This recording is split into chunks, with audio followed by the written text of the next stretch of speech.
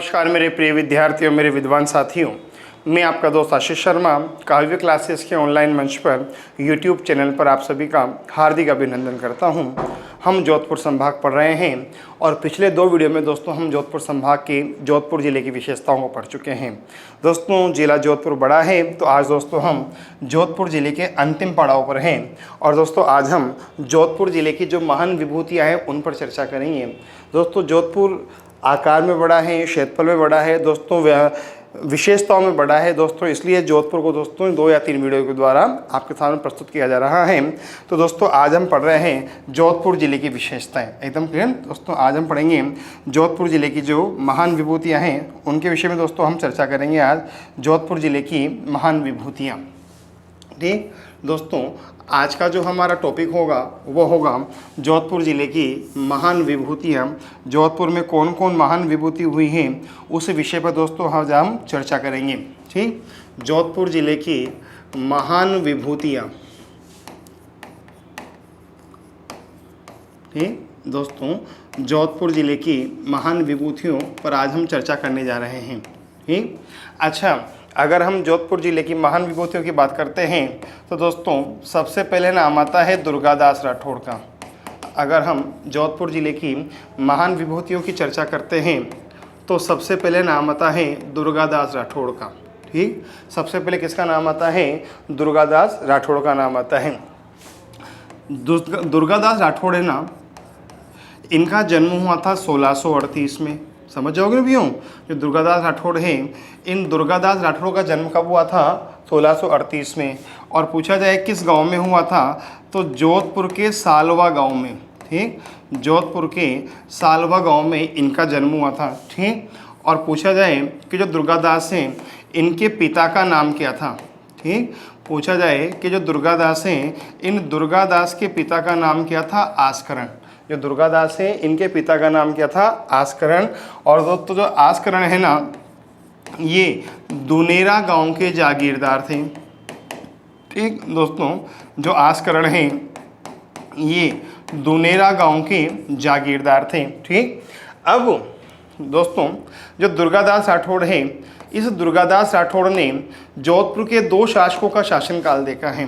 दुर्गादास राठौड़ ने जोधपुर के 2 शासकों का शासनकाल देखा है।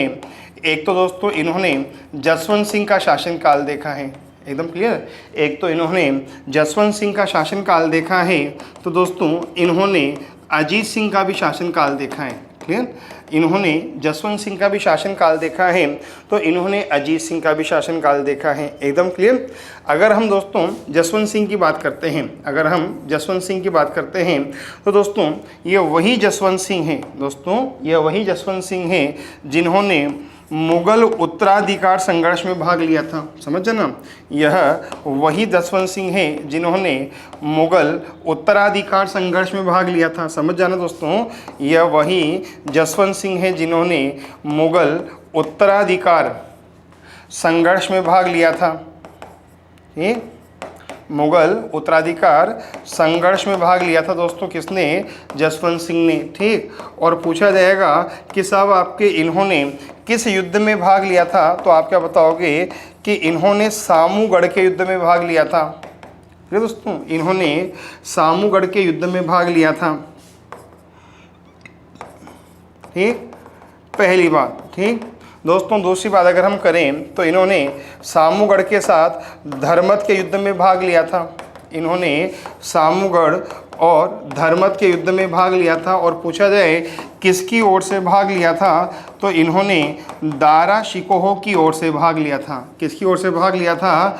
दारा शिकोह की ओर से भाग लिया था। एकदम क्लियर, समझ जाओगे, यह दारा शिकोह की ओर से इन 2 युद्धों में सम्मिलित हुए थे औरंगजेब के विरुद्ध। ठीक, अच्छा, आप सब जानते होंगे कि जो दारा शिकोह है, इस दारा शिकोह को कहा जाता है भारत का लघु अकबर। जो दारा शिकोह है, इस दारा शिकोह को कहा जाता है भारत का लघु अकबर। और पूछा जाए कि दारा शिकोह को भारत का लघु अकबर किसने कहा था? लेनपोल ने। समझ जाओगे ना, दारा शिकोह को भारत का लघु अकबर किसने कहा था? लेनपोल ने कहा था। एकदम क्लियर दोस्तों, पूछा जाएगा कि दारा शिकोह को भारत का लघु अकबर किसने कहा था? लेनपोल ने। दोस्तों दारा शिकोह की 2 रचनाएं हैं, ध्यान रखना। इसकी एक रचना का नाम है नज़्म उल बहरीन। इसकी एक रचना का नाम क्या है? नज़्म उल बहरीन। और एक रचना का नाम है साहब आपके सिर्र-ए-अकबर। क्लियर? एक रचना का नाम है नज़्म उल बहरीन और एक का नाम है सिर्र-ए-अकबर। नज़्म उल बहरीन का मतलब होता है 2 समुद्रों का मिलन। दुर्गादास राठौड़ का जन्म 1638 में हुआ था सालवा गांव में, जोधपुर में। पिता का नाम था आस्करण। पिता साहब आपके दुनेरा गांव के जागीरदार थे। दुर्गादास राठौड़ ने 2 शासकों का शासनकाल देखा था, जसवंत सिंह और अजीत सिंह। दोस्तों ये वही जसवंत सिंह जिन्होंने औरंगजेब के विरुद्ध सामूगढ़ और धर्मत के युद्ध में भाग लिया था दारा शिकोह की ओर से। दारा शिकोह को भारत का लघु अकबर कहा जाता है। और दारा शिकोह की 2 रचनाएं हैं नज़्म उल बहरीन और सिर्र-ए-अकबर। नज़्म उल बहरीन साहब आपके 2 समुद्रों का मिलन होता है। एकदम क्लियर? अच्छा दोस्तों ये भी ध्यान रखना, मैंने पहले बता भी रखा है कि जो दारा शिकोह है, इस दारा शिकोह का जन्म हुआ था तारागढ़ अजमेर में। एकदम क्लियर? जो दारा शिकोह है इसका जन्म कहाँ हुआ था? तारागढ़ अजमेर में। ठीक? और मृत्यु कहाँ हुई थी? काकोड़ के किले में। क्लियर दोस्तों? जो मृत्यु है वो कहाँ हुई थी? काकोड़ के किले में। और पूछा जाए कि काकोड़ का किला कहाँ आता है? अलवर में आता है। तो दारा शिकोह मुगल वंश का एक ऐसा प्रतिनिधि है जिसका जन्म और मृत्यु दोनों राजस्थान में हुई है, ध्यान रखना। एकदम क्लियर? अब दोस्तों जो दुर्गादास राठौड़ है, जो दुर्गादास राठौड़ है, इस दुर्गादास राठौड़ को कहा जाता है राजस्थान का गेरीबाल्डी। ठीक? जो दुर्गादास राठौड़ है, इस दुर्गादास को कहा जाता है राजस्थान का गेरीबाल्डी। ठीक? दोस्तों जो दुर्गादास राठौड़ है इसे कहा जाता है राठौड़ों का यूलिसेस। ठीक? इसे कहा जाता है राठौड़ों का यूलिसेस। ठीक? इसके 2 नाम हैं, राजस्थान का गेरीबाल्डी और राजस्थान का राठौड़ों का यूलिसेस। और पूछा जाए कि ये दोनों नाम किसने दिए थे, तो आप क्या बताओगे? कर्नल जेम्स टोड के द्वारा। कर्नल जेम्स टोड के द्वारा ये दोनों नाम दिए गए थे। एकदम क्लियर? अच्छा दोस्तों ये भी ध्यान रखना, जो दुर्गादास राठौड़ हैं इन्हें कहा जाता है मारवाड़ का अणबिंदिया मोती। ठीक? जो दुर्गादास राठौड़ हैं इन्हें कहा जाता है मारवाड़ का अणबिंदिया मोती। जो दुर्गादास राठौड़ हैं इन्हें कहा जाता है मारवाड़ का अणबिंदिया मोती। ठीक? और दोस्तों इनका एक नाम और है, इनका नाम है मारवाड़ का उद्धारक। ठीक? इनका एक नाम क्या है? मारवाड़ का उद्धारक। समझ जाओगे क्या दोस्तों अच्छी तरह? ठीक? अच्छा दोस्तों पूछा जाएगा कि जो दुर्गादास राठौड़ हैं इनका देहांत कब हुआ था, तो आप क्या बताओगे कि जो दुर्गादास राठौड़ हैं इनका देहांत हुआ था 22 नवंबर 1718 को। कब हुआ था? 22 नवंबर 1718 को। और कहाँ हुआ था? उज्जैन में। कहाँ हुआ था? उज्जैन में हुआ था। एकदम क्लियर? इनका जो देहांत है दोस्तों वो हुआ था 22 नवंबर 1718 को। कहाँ हुआ था? उज्जैन में हुआ था। तो पूछा जाएगा कि जो दुर्गादास राठौड़ हैं इन दुर्गादास राठौड़ का स्मारक कहाँ बना हुआ है? पूछा जाएगा कि दुर्गादास राठौड़ का स्मारक कहाँ बना हुआ है, तो उज्जैन में क्षिप्रा नदी के निकट। ठीक? उज्जैन में क्षिप्रा नदी के निकट दुर्गादास राठौड़ का स्मारक बना हुआ है। समझ जाओगे ना? उज्जैन में क्षिप्रा नदी के निकट दुर्गादास राठौड़ का स्मारक बना हुआ है। ठीक? अच्छा दोस्तों ये भी ध्यान रखना, इस क्षिप्रा नदी के निकट राजस्थान के 3 व्यक्तियों के स्मारक बने हुए हैं। ठीक? इस क्षिप्रा नदी के निकट राजस्थान के 3 व्यक्तियों के स्मारक बने हुए हैं। ये बात मैं पहले भी बता चुका हूँ दोस्तों। एक तो स्मारक बना हुआ है दुर्गादास राठौड़ का, एक तो किसका स्मारक बना हुआ है? दुर्गादास राठौड़ का स्मारक। कहाँ बना हुआ है? उज्जैन में क्षिप्रा नदी के निकट। दोस्तों एक स्मारक बना हुआ है मंडन का। किसका बना हुआ है? मंडन का। मंडन राणा कुंभा का वास्तुकार था। एकदम क्लियर? और एक स्मारक बना हुआ है सूर्यमल मिश्रण का। किसका बना हुआ है? सूर्यमल मिश्रण। तो सूर्यमल मिश्रण, मंडन और दुर्गादास राठौड़, इन तीनों के स्मारक कहाँ बने हुए हैं? उज्जैन में क्षिप्रा नदी के निकट बने हुए हैं। एकदम क्लियर? अच्छा विद्वान साथियों एक बात और ध्यान रखना, अगर पूछा जाए कि हाड़ौती का दुर्गादास किसे कहा जाता है, अगर पूछ लिया जाए कि हाड़ौती का दुर्गादास किसे कहा जाता है, तो आप क्या बताओगे कि झाला जालिम सिंह को। ठीक, झाला जालिम सिंह को हाड़ौती का दुर्गादास कहा जाता है। समझ जाओगे क्या? हम पढ़ रहे हैं जोधपुर की महान विभूतियां। पहली विभूति का नाम है दुर्गादास राठौड़। जन्म हुआ था 1638 में सालवा गांव में। पिता का नाम था आस्करण साहब, आपके दुनेरा के जागीरदार थे। इन्होंने 2 शासकों का शासनकाल देखा था, जसवंत सिंह और अजीत सिंह। जसवंत सिंह ने मुगल उत्तराधिकार संघर्ष में भाग लिया था सामूगाड़ो धर्मत के युद्ध में दारा शिकोह की ओर से। दारा शिकोह को भारत का लघु अकबर कहा है लेनपोल ने। और दोस्तों लेनपोल ने तो ये भी कहा था कि हुमायूं मुगल वंश का एक ऐसा शासक था जो जीवन भर लड़खड़ाता रहा और लड़खड़ाते हुए ही गिर गया या मर गया। ठीक, दारा शिकोह की 2 रचनाएं हैं, नज्म उल बहरीन और सिर अकबर। नज्म उल बहरीन का मतलब होता है 2 समुद्रों का मिलन। दारा शिकोह का जन्म हुआ था तारागढ़ अजमेर में, देहांत हुआ था काकोड़ के किले अलवर में। दारा शिकोह मुगल वंश का एक ऐसा शासक है जिसका जन्म और मृत्यु राजस्थान में हुई है, हाँ या ना? हाँ। दुर्गादास राठौड़ को कहा जाता है राठौड़ों का यूसिलस, क्लियर, यूलिसेस, राजस्थान का गेरीबाल्डी और साहब आपके मारवाड़ का अणबिंदिया मोती और राजस्थान मारवाड़ का उद्धारक। इनका दोस्तों देहांत हुआ था। इनका दोस्तों जो देहांत है ना वो हुआ दोस्तों साहब आपके 22 नवंबर 1718 को उज्जैन में क्षिप्रा नदी के निकट। क्षिप्रा नदी के निकट राजस्थान के 3 व्यक्तियों के स्मारक हैं। एक का नाम है दुर्गादास राठौड़, एक का नाम है मंडन जो कि कुंभा के वास्तुकार थे और एक का नाम है सूर्यमल मिश्रण। और सूर्यमल मिश्रण को कहा जाता है कलम और तलवार का धनी। राजस्थान का साहब आपका दोस्तों सूर्यमल मिश्रण को कहा जाता है कलम और तलवार का धनी। ठीक, वीर रसावतार कहा जाता है राजस्थान में नव जागरणवाद का जनक कहा जाता है सूर्यमल मिश्रण को, हाँ या ना? हाँ, एकदम क्लियर। और हाड़ौती का दुर्गादास किसे कहा जाता है? झाला जालिम सिंह को याद रखना। ठीक, अगर दोस्तों थोड़ा सा और ध्यान रखना चाहो तो दोस्तों ध्यान रखना। ठीक, एक बात दोस्तों और ध्यान रखना, मैंने कहा कि राजस्थान का गेरीबाल्डी कौन है? दुर्गादास राठौड़। तो दोस्तों फिर बात आती है कि गेरीबाल्डी है कौन? ठीक दोस्तों, बात आती है कि साहब आपके गेरीबाल्डी है कौन? तो दोस्तों ध्यान रखना कि जो गेरीबाल्डी है ना ये इटली का क्रांतिकारी था। ठीक दोस्तों, जो गेरीबाल्डी है ये इटली का क्रांतिकारी था।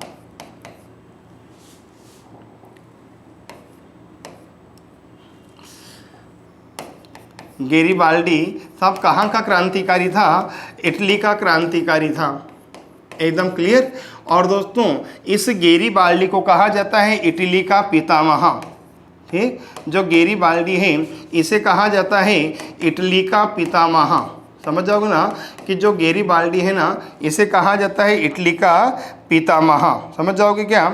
गेरीबाल्डी साहब क्या कहलाता है दोस्तों? आपके इटली का पितामह कहलाता है। एकदम क्लियर। तो पहली हस्ती क्लियर हो गई दोस्तों, क्या नाम था? दुर्गादास राठौड़।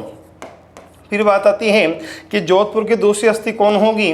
तो ध्यान रखना, जो जोधपुर की दूसरी हस्ती होगी ना उसका नाम होगा नारायण लाल माणक लाव। ठीक, जोधपुर की दोस्तों जो दूसरी हस्ती होगी उनका नाम होगा नारायण लाल माणक लाव। समझ जाओगे क्या? नारायण लाल माणक लाव, ये जोधपुर की दूसरी हस्ती है। ठीक, फिर बात आती है कि नारायण लाल माणक लाव क्यों प्रसिद्ध हैं?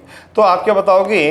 राजस्थान में नशा मुक्ति, राजस्थान में नशा मुक्ति आंदोलन के जनक, राजस्थान में नशा मुक्ति आंदोलन के जनक, क्लियर, किसे कहा जाता है? नारायण लाल माणक लाव को। राजस्थान में नशा मुक्ति आंदोलन का जनक कौन कहा कहलाता है दोस्तों? नारायण लाल माणक लाव। दोस्तों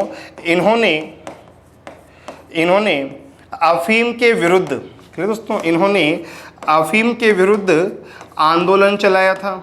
अर्थात इन्होंने अफीम को प्रतिबंधित कराने के लिए आंदोलन चलाया था। ठीक, और दोस्तों राजस्थान में अगर किसी व्यक्ति ने नशा मुक्ति के क्षेत्र में कार्य किया तो 2 व्यक्ति हैं। राजस्थान में नशा मुक्ति के क्षेत्र में कार्य करने वाले 2 व्यक्ति हैं। एक का नाम है नारायण लाल माणक लाव और दोस्तों एक का नाम है गोकुल लाल असावा। गोकुल लाल असावा ने दोस्तों गोकुल भाई भट्ट ने मद्य निषेध के लिए काम किया, तो नारायण लाल माणक लाव ने साहब आपके अफीम को प्रतिबंधित कराने के लिए काम किया। तो नारायण लाल माणक लाव को साहब कहा जाता है राजस्थान में नशा मुक्ति आंदोलन का जनक। ठीक, अगली बात दोस्तों, ये 2003 में राज्यसभा सांसद भी रह चुके हैं। ठीक। यह 2003 में राज्यसभा के सांसद भी रह चुके हैं। समझ जाओगे क्या कि साहब आपके 2003 में साहब क्या रह चुके हैं, राजस्थान के सांसद, राज्यसभा के सांसद रह चुके हैं। ठीक। 1986 में इन्हें पद्मश्री से सम्मानित किया गया था। 1986 में इन्हें किससे सम्मानित किया गया था, पद्मश्री से। एकदम क्लियर, पूछा जाएगा दोस्तों किससे सम्मानित किया गया था, पद्मश्री से। और 1991 में दोस्तों इन्हें पद्म भूषण से सम्मानित किया गया था। समझ जाओगे क्या, 1991 में इन्हें क्या दिया गया था, पद्म भूषण दिया गया था। समझ गए दोस्तों, एक तो पद्मश्री दिया गया और एक क्या दिया गया, पद्म भूषण दिया गया। क्या किसे दिया गया दोस्तों, आपके नारायण लाल माणकलाव को। एकदम क्लियर। अच्छा दोस्तों ध्यान रखना एक बात और, ठीक, मैं इधर बता देता हूं।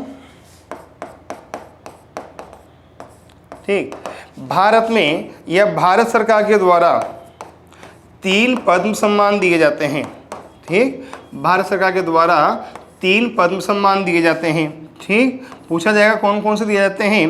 क्लियर दोस्तों, एक तो होता है पद्म विभूषण,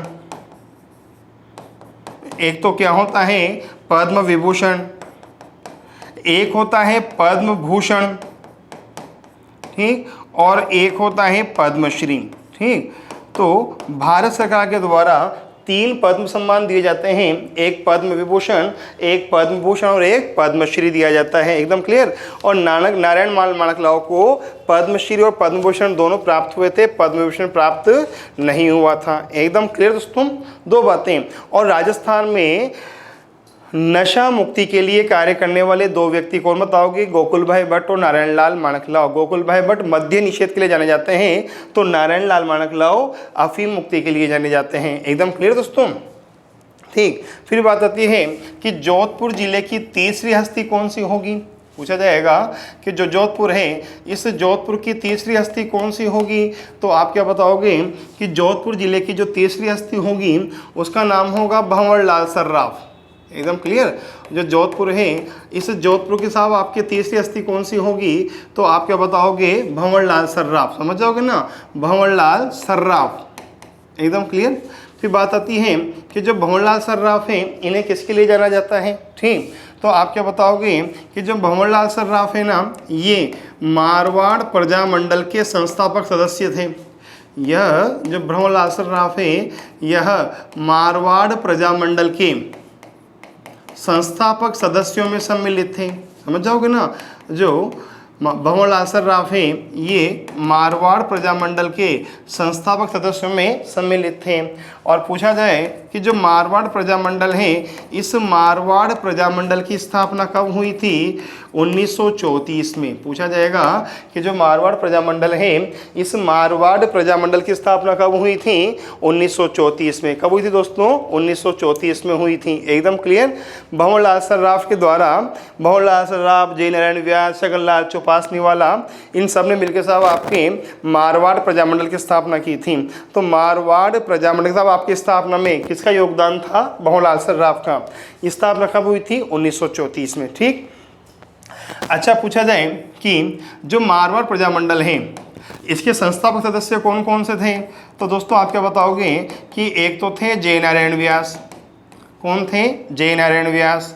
एक का नाम था भंवरलाल सर्राफ, एक तो थे जय नारायण व्यास, एक का नाम था भंवरलाल सर्राफ। ठीक दोस्तों, एक का नाम था चांदकरण शारदा या चांदमल सुराणा। ठीक, एक का नाम था छगनलाल चौपासनीवाला। याद आ जाएगा ना दोस्तों, क्या नाम था, छगनलाल चौपासनीवाला। ठीक दोस्तों, ये सब आपके सब कौन थे दोस्तों, आपके मारवाड़ प्रजामंडल के संस्थापक सदस्यों में सम्मिलित थे दोस्तों। कौन कौन, ये सभी व्यक्ति। एकदम क्लियर। अच्छा, फिर बात आती है कि दोस्तों जो अगला व्यक्ति होगा वो कौन होगा। ठीक, फिर बात आती है कि जोधपुर की अगली शख्सियत कौन होगा, तो आप क्या बताओगे, चांदमल सुराणा।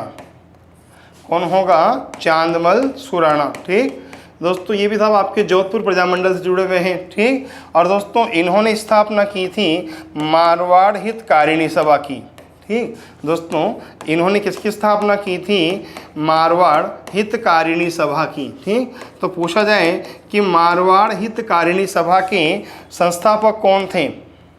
ठीक, पूछा जाए कि मारवाड़ हितकारिणी सभा के संस्थापक कौन थे, तो आप क्या बताओगे? चांदमल सुराणा। चांदमल सुराणा के द्वारा मारवाड़ हितकारिणी सभा की स्थापना की गई थी। समझ जाओगे ना? चांदमल सुराणा के द्वारा मारवाड़ हितकारिणी सभा की स्थापना की गई थी। एकदम क्लियर दोस्तों यहाँ तक तो? ठीक। अच्छा दोस्तों, ये भी ध्यान रखना, जो चांदमल सुराणा है ना, इन्हें एक विशेष नाम दिया गया है। ठीक दोस्तों, जो चांदमल सुराणा है इन्हें एक उपनाम भी दिया गया है। ठीक, और पूछा जाए कि चांदमल सुराणा को किस नाम से जाना जाता है, तो आप क्या बताओगे कि चांदमल सुराणा को 10 नंबरी के नाम से जाना जाता है। जो चांदमल सुराणा है इन्हें किस नाम से जाना जाता है? 10 नंबरी के नाम से जाना जाता है। समझ जाओगे क्या दोस्तों? जो चांदमल सुराणा है इन्हें किस नाम से जाना जाता है? 10 नंबरी के नाम से जाना जाता है। एकदम क्लियर? ठीक। अच्छा दोस्तों, फिर बात आती है कि भंवरलाल सर्राफ हो गए, चांदमल सुराणा हो गए, फिर बात आती है कि जोधपुर की अगली शख्सियत कौन सी होंगी। तो दोस्तों, जोधपुर में एक जोधपुर के नाम निवासी थे बरकतुल्ला खां। ठीक, जोधपुर के निवासी कौन थे? बरकतुल्ला खां। ठीक, फिर बात आती है कि बरकतुल्ला खां कौन है, तो आप क्या बताओगे कि राजस्थान के प्रथम, ठीक दोस्तों समझना, बरकतुल्ला खां कौन है, तो आप क्या बताओगे? राजस्थान के प्रथम और एकमात्र अल्पसंख्यक मुख्यमंत्री। समझ जाओगे ना? राजस्थान के प्रथम और एकमात्र अल्पसंख्यक मुख्यमंत्री दोस्तों कौन रहे थे? बरकतुल्ला खां। समझ जाना? राजस्थान के प्रथम और एकमात्र अल्पसंख्यक मुख्यमंत्री कौन रहे थे? बरकतुल्ला खां रहे थे। 1971 से लेकर 1973 तक ये राजस्थान के मुख्यमंत्री रहे थे। 1971 से लेकर 1973 तक ये क्या रहे थे? राजस्थान के मुख्यमंत्री रहे थे। ठीक, और दोस्तों सबसे बड़ी बात, पद पर रहते हुए मरने वाले, क्लियर दोस्तों, पद पर रहते हुए मरने वाले यह राजस्थान के एकमात्र मुख्यमंत्री भी कहलाते हैं। ठीक, पद पर रहते हुए मरने वाले, पद पर रहते हुए मरने वाले एकमात्र मुख्यमंत्री साहब आपके कौन कहलाते हैं? बरकतुल्ला खां। समझ जाओगे क्या दोस्तों? ठीक, बरकतुल्ला खां का जन्म साहब आपके जोधपुर में हुआ था। ये राजस्थान के प्रथम और एकमात्र अल्पसंख्यक मुख्यमंत्री कहलाते हैं। समझ जाओगे क्या? बरकतुल्ला खां राजस्थान के प्रथम और एकमात्र अल्पसंख्यक मुख्यमंत्री हैं। 1971 से लेकर 1973 तक राजस्थान के मुख्यमंत्री रहे और पद पर रहते हुए मरने वाले पहले मुख्यमंत्री हैं बरकतुल्ला खां। समझ जाओगे क्या? पद पर रहते हुए मरने वाले पहले मुख्यमंत्री हैं बरकतुल्ला खां। समझ जाओगे? देखो 3 पार्ट। पद पर रहते हुए मरने वाले पहले राष्ट्रपति कौन होंगे? जाकिर हुसैन। पद पर रहते हुए मरने वाले पहले राष्ट्रपति कौन होंगे साहब आपके दोस्तों? पूछा जाएगा कि पद पर रहते हुए मरने वाले देश के पहले राष्ट्रपति कौन होंगे, तो आप क्या बताओगे? जाकिर हुसैन। पद पर रहते हुए मरने वाले देश के प्रथम प्रधानमंत्री कौन होंगे?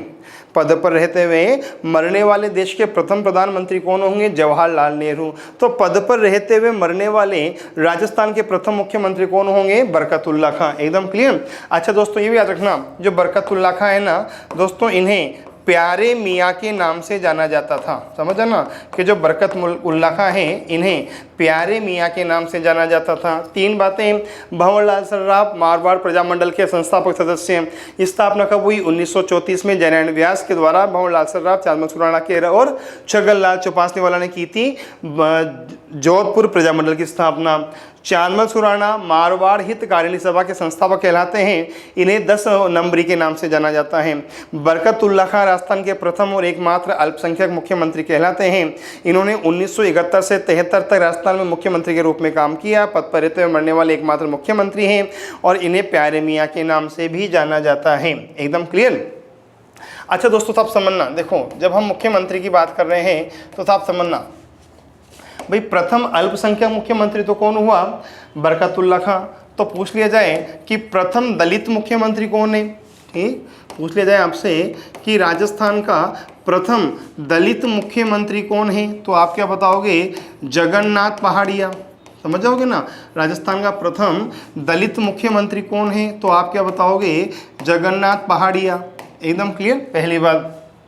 ठीक, पूछा जाए कि प्रथम मनोनीत मुख्यमंत्री कौन है, ठीक, पूछा जाए कि प्रथम मनोनीत मुख्यमंत्री कौन है, तो आप क्या बता दोगे, हीरालाल शास्त्री।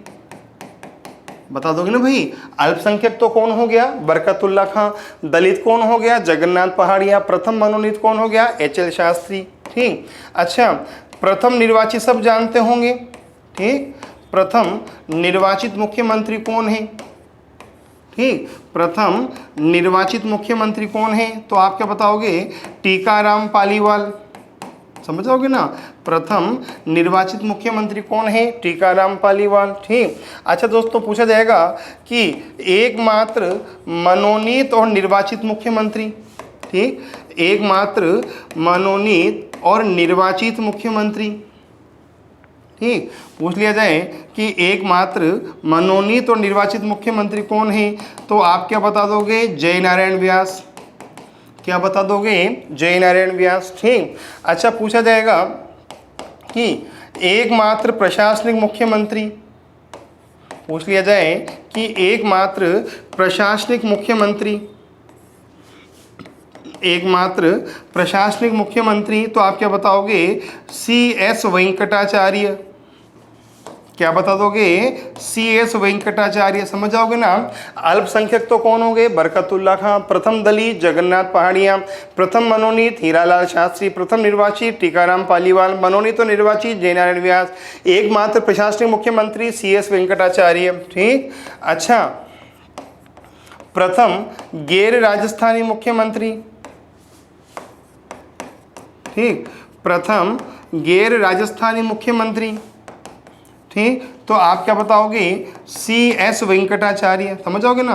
प्रथम गैर राजस्थानी मुख्यमंत्री, तो भी क्या बता दोगे आप, C.S. वेंकटाचार्य।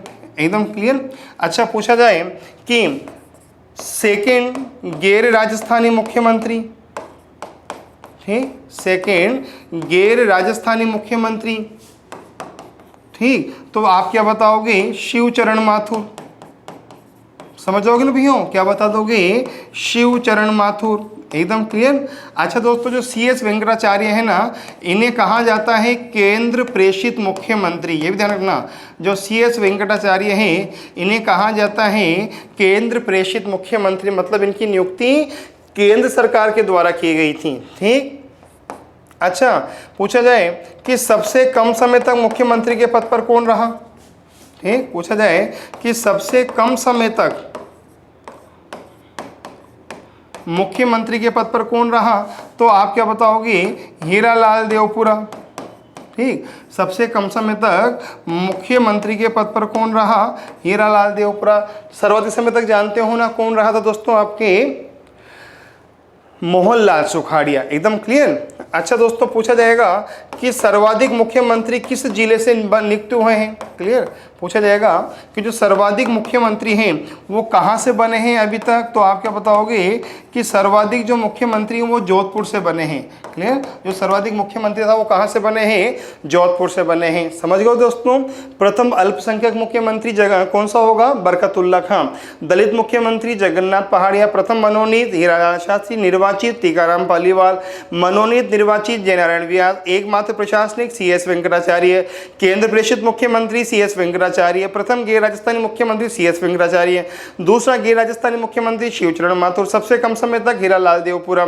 सर्वाधिक समय तक सर्वाधिक मुख्यमंत्री कहाँ से आए, जोधपुर से। और सर्वाधिक समय तक मुख्यमंत्री के पद पर कौन रहा है, मोहनलाल सुखाड़िया। नंबर 2 पे कौन होगा दोस्तों, आपके भैरव सिंह शेखावत। नंबर 2 पे कौन होगा, भैरव सिंह शेखावत होगा। एकदम क्लियर। अच्छा दोस्तों, यहां तक कोई डाउट है क्या दोस्तों, नहीं है। चलो आगे। ठीक, फिर दोस्तों बात आती है कि साहब जोधपुर में और कौन हुआ है। ठीक, बात आती है कि जोधपुर में और कौन सी साहब आपकी शख्सियत हुई है, तो आप क्या बताओगे कि साहब जोधपुर में एक शख्सियत हुई है, नाम है कवि बांकीदास।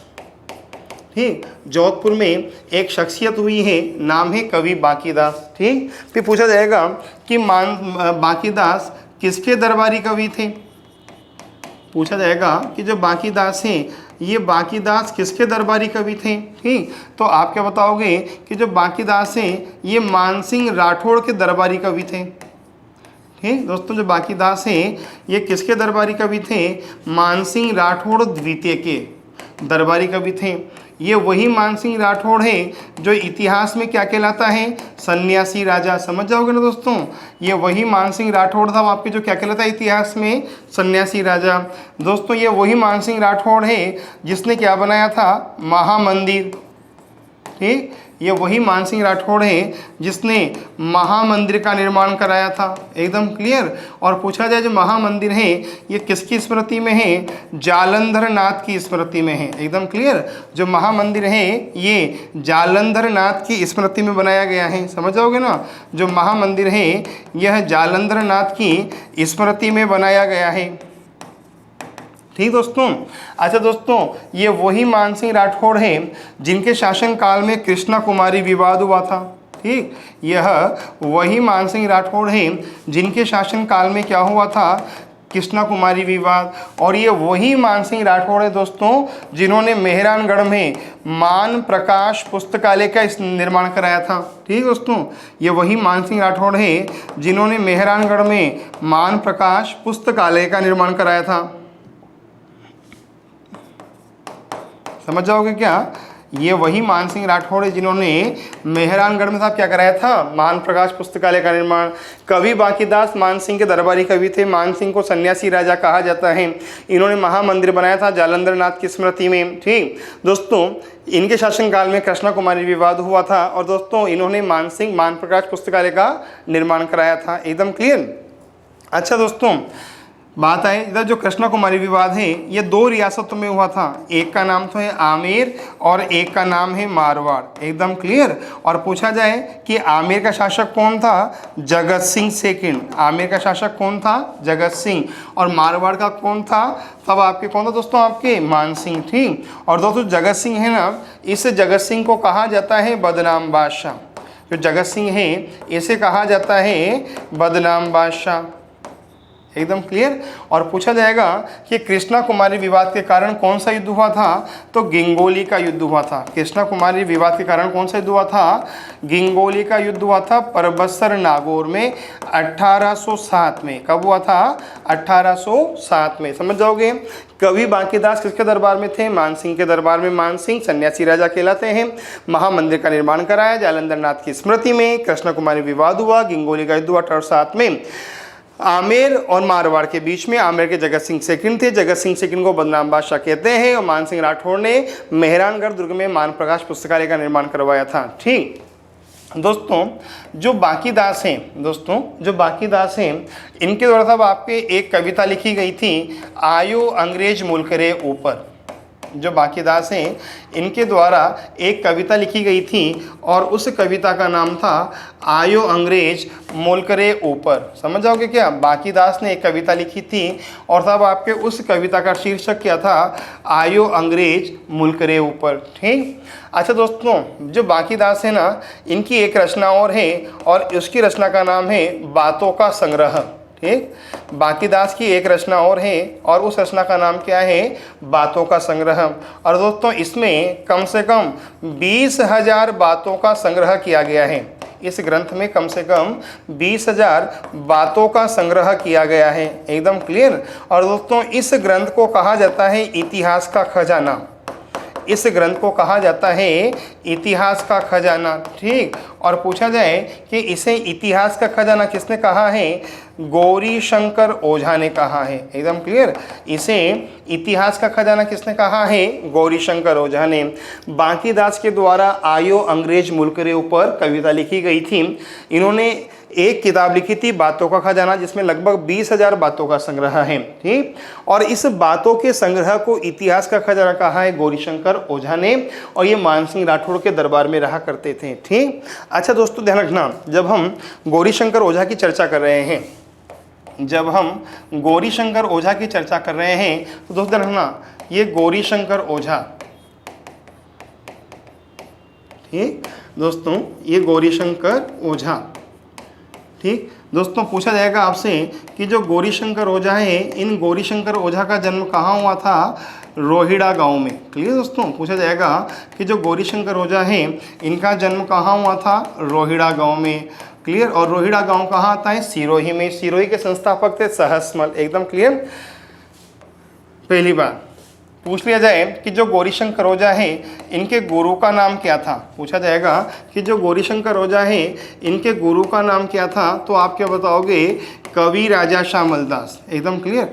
जो गौरीशंकर ओझा हैं इनके गुरु का नाम क्या था, कवि राजा श्यामल दास। ठीक दोस्तों, जो गौरीशंकर ओझा है ना, इन्हें कहा जाता है राजस्थान का, दोस्तों इन्हें कहा जाता है राजस्थान का प्रथम पूर्ण इतिहासकार। समझोगे ना, जो गौरीशंकर ओझा हैं इन्हें कहा जाता है राजस्थान का प्रथम पूर्ण इतिहासकार। एकदम क्लियर। प्रथम इतिहासकार तो जेम्स टोड और प्रथम पूर्ण इतिहासकार गौरीशंकर ओझा। क्यों? क्योंकि गौरीशंकर ओझा के द्वारा ही सबसे पहले 19 रियासतों का इतिहास लिखा गया था।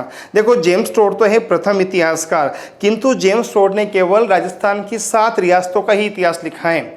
Annals and antiquities of Rajasthan में जेम्स टोड के द्वारा केवल 7 रियासतों का इतिहास लिखा गया है। 19 रियासतों का इतिहास लिखने वाला पहला इतिहासकार था गौरीशंकर ओझा। तो क्या कहलाएगा, ये था आपके प्रथम पूर्ण इतिहासकार। एकदम क्लियर। दोस्तों ध्यान रखना, अगर आप लिपियों के आधार पर इतिहास का अध्ययन करते हो ना, तो इसे कहा जाता है पीलियोग्राफी। ठीक दोस्तों, लिपियों के आधार पर अगर आप इतिहास का अध्ययन करते हो तो इसे क्या कहा जाता है, पीलियोग्राफी। समझना, विज्ञान की वह शाखा जिसमें लिपियों के आधार पर इतिहास का अध्ययन किया जाता है क्या कहलाती है, पीलियोग्राफी। ठीक, और दोस्तों ध्यान रखना, लिपियों के आधार पर इतिहास लिखने वाले, ठीक, लिपियों के आधार पर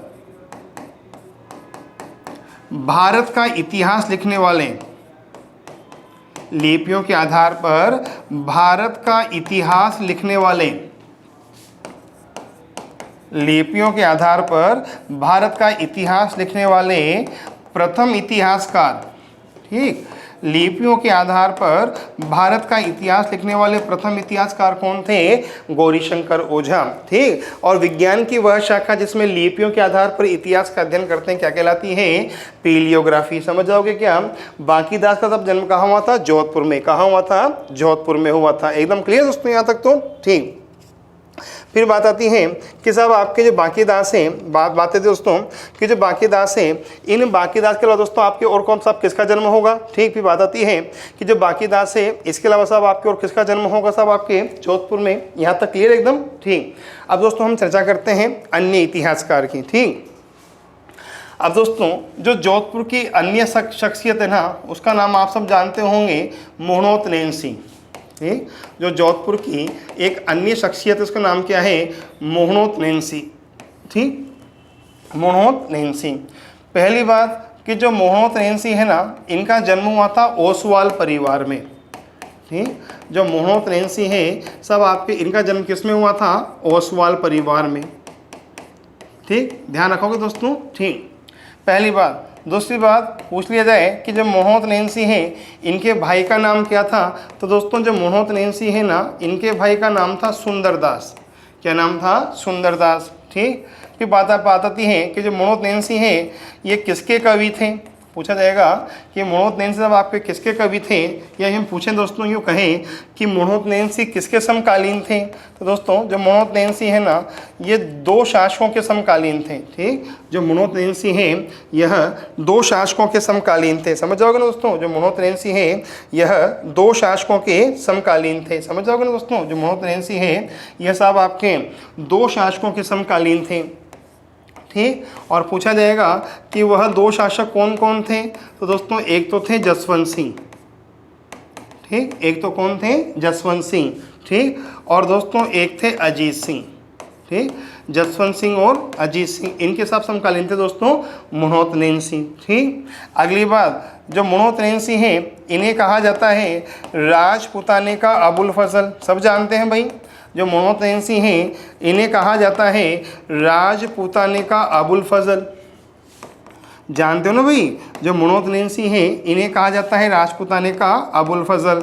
और पूछा जाए कि मोहनोत नैन्सी को राजपुताने का अबुल फजल किसने कहा था, तो आप क्या बताओगे कि मुंशी देवी प्रसाद ने। ठीक। मुंशी देवी प्रसाद ने मुणोत नेंसी को राजपूताने का अबुल फजल कहा था, और इन्हीं मुंशी देवी प्रसाद ने दोस्तों, इन्हीं मुंशी देवी प्रसाद ने बीकानेर के राय सिंह को, इन्हीं मुंशी देवी प्रसाद ने बीकानेर के राय सिंह को क्या कहा था भाई? राजपूताने का कर्ण। समझ जाओगे ना, क्या कहा था? राजपूताने का कर्ण। समझ जाओगे क्या? ठीक। अच्छा दोस्तों ध्यान रखना, जो मुणोत नेंसी है ना, इनकी 2 किताबें हैं। इनकी एक किताब का नाम है मारवाड़ा परगनारी विगत। इनकी एक किताब का नाम क्या है? मारवाड़ा परगनारी विगत। ठीक। और दोस्तों इस ग्रंथ को कहा जाता है राजस्थान का गजेटियर। क्लियर दोस्तों, इस ग्रंथ को क्या कहा जाता है? राजस्थान का गजेटियर। क्लियर। गजेटियर का मतलब होता है एक ऐसा आधिकारिक पत्र जिस पे दी गई सूचनाएं प्रामाणिक और विश्वसनीय होती है, उसे गजेटियर कहा जाता है। तो मारवाड़ा परगनारी विगत साहब क्या कहलाती है? राजस्थान का गजेटियर कहलाती है। एकदम क्लियर। अच्छा दोस्तों, अगर आपसे पूछ लिया जाए कि वर्तमान में भारत का गजेटियर क्या है, पूछ लिया जाए कि वर्तमान में भारत का गजेटियर क्या है, ठीक, अगर आपसे पूछ लिया जाए कि वर्तमान में भारत का गजेटियर क्या है, तो आप क्या बताओगे कि वर्तमान में भारत का गजेटियर है श्वेत पत्र। क्या है? श्वेत पत्र। अर्थात भारत सरकार जो भी सूचना जारी करती है वो किस पे करती है? श्वेत पत्र पर। तो श्वेत पत्र को सब आपके वर्तमान में भारत का गजेटियर कहा जाता है। समझ जाओगे दोस्तों, जो श्वेत पत्र है सब आपके इसे क्या कहा जाता है? भारत का गजेटियर कहा जाता है वर्तमान में। एकदम क्लियर। चलो आगे यहाँ तक। क्लियर दोस्तों यहाँ तक? तो ठीक। अच्छा दोस्तों, समझना दोस्तों यहाँ तक क्लियर एकदम। अच्छा, इनकी एक किताब का नाम और जानते होंगे आप, मुणोत नैणसी ख्यात। समझ जाओगे ना, इनकी एक किताब का नाम क्या था? मुणोत नैणसी ख्यात। ठीक। अच्छा दोस्तों, ये भी ध्यान रखना, जो मुणोत नैणसी है ना, इन्हें कहा जाता है राजस्थान की जनगणना का अग्रज। ठीक दोस्तों, इन्हें कहा जाता है राजस्थान की जनगणना का अग्रज। समझ जाओगे ना दोस्तों, जो मुणोत नैणसी हैं इन्हें कहा जाता है राजस्थान की जनगणना का अग्रज। अर्थात इनके द्वारा ही साहब आपके मारवाड़ा परगनारी विगत में जोधपुर के राठौड़ वंश, जोधपुर की जनसंख्या का उल्लेख किया गया है। एकदम क्लियर। इसलिए राजस्थान की जनगणना का अग्रज कौन है साहब? आपके मुणोत नैणसी। एकदम क्लियर है दोस्तों। ठीक। अच्छा, एक बात और ध्यान रखना।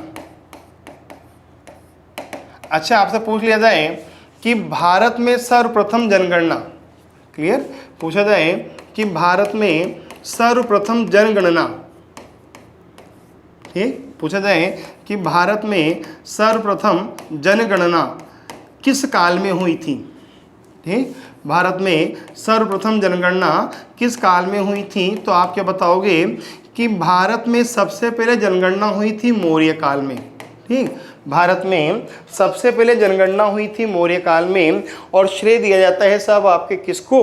पूछा जाए, श्रेय दिया जाता है आपके चंद्रगुप्त मौर्य को। तो भारत में सबसे पहले जनगणना हुई थी ना, तब आपके वो हुई थी मौर्य काल में। तब समझना दोस्तों, जब आप इंडियन हिस्ट्री पढ़ोगे तो वहाँ आपके मौर्य काल में आपको बताया जाएगा कि भारत के इतिहास में पहली बार जो जनगणना हुई वो मौर्य काल में हुई थी। ठीक। अच्छा, अगर ये पूछ लिया जाए आपसे, अगर पूछ लिया जाए कि 2011 की जनगणना, ठीक, पूछ लिया जाए आपसे कि 2011 की जनगणना किसके काल में हुई? ठीक, पूछा जाएगा कि जो 2000 की जनगणना है वो किसके निर्देशन में हुई? ठीक, तो आप क्या बताओगे कि वर्ष 2011 की तब आपकी जो जनगणना है ना वो हुई थी सी चंद्रमौली के निर्देशन में। साहब किसके निर्देशन में हुई थी? सी चंद्रमौली के निर्देशन में हुई थी। समझ ना, वर्ष 2011 की जनगणना सी चंद्रमौली के निर्देशन में हुई थी। और पूछा जाए कि वर्ष 2011 की जनगणना का आदर्श वाक्य क्या था? ठीक, पूछा जाए कि वर्ष 2011 की जनगणना का आदर्श वाक्य क्या था, तो आप क्या बताओगे? हमारी जनगणना। क्या बताओगे? हमारी जनगणना हमारा भविष्य। ठीक, वर्ष 2000 की जनगणना का था आपके आदर्श वाक्य क्या था? हमारी जनगणना हमारा भविष्य। ठीक, ये वर्ष 2011 की जनगणना का आदर्श वाक्य था। और पूछ लिया जाए कि जो जनगणना है वो कौन कराता है, तो आप क्या बताओगे? केंद्रीय गृह मंत्रालय। क्लियर, क्लियर, केंद्रीय गृह मंत्रालय के अधीन जनगणना विभाग होता है। क्लियर? केंद्रीय गृह मंत्रालय के अधीन जनगणना विभाग होता है, वो सब आपके जनगणना कार्य करवाता है। ठीक? और पूछा जाए कि जो जनगणना है ये किसका विषय है, पूछा जाए कि जो जनगणना है ये किसका विषय है, तो आप जानना जनगणना संघ सूची का विषय है। समझ जाओगे ना? जो जनगणना है वो किसका विषय है? संघ सूची का विषय है। समझ जाओगे? जो जनगणना है वो साहब किसका विषय है? संघ सूची का विषय है। क्लियर? जबकि जनसंख्या, ठीक, पूछा जाए जबकि जनसंख्या किसका विषय है?